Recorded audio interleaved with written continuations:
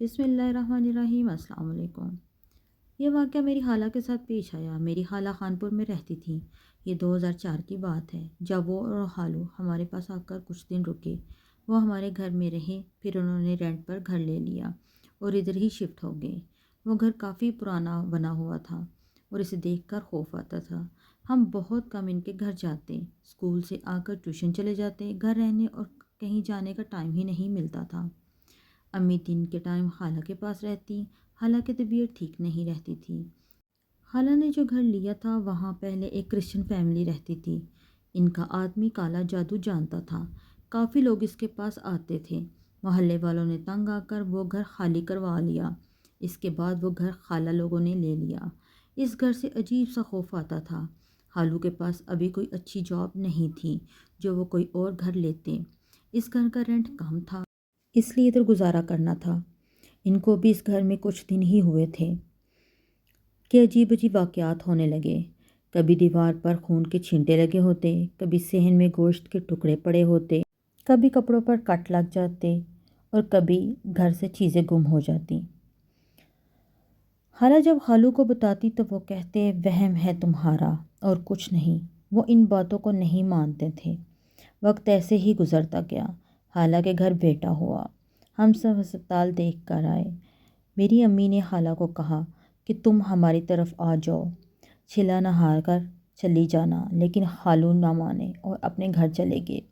دن کے ٹائم ہم اور امی ان کی طرف رہتے، رات کو جب خالو آ جاتے تو ہم اپنے گھر آ جاتے۔ میرے پاپا تب سعودیہ میں جاب کرتے تھے۔ گھر میں ہم بچے اور امی ہوتے تھے، اس لیے امی خالہ کی طرف زیادہ رہتی تھیں۔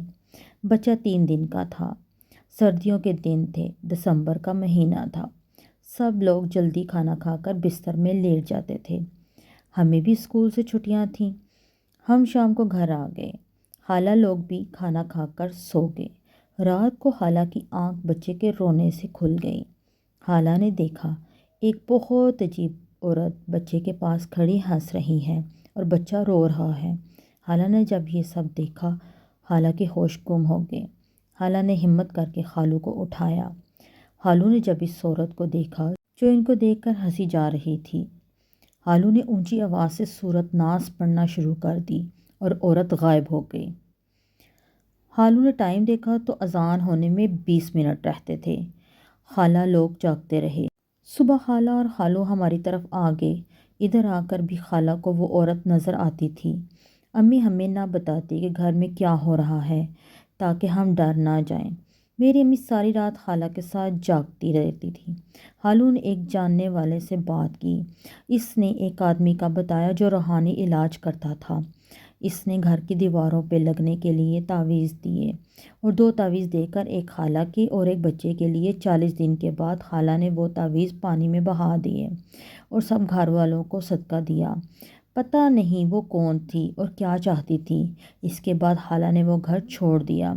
آج بھی خالہ کو ہم تنگ کرتے ہیں۔ اتنی بڑی ہو کے اب ڈر گئی تھیں، لیکن یہ وہ جانتی ہیں کہ ان پہ اس ٹائم کیا گزری تھی۔ میرے چینل کو سبسکرائب کریں اور میری ویڈیو کو لائک اور شیئر کرنا نہ بھولیں۔ اگلی ویڈیو تک اللہ حافظ۔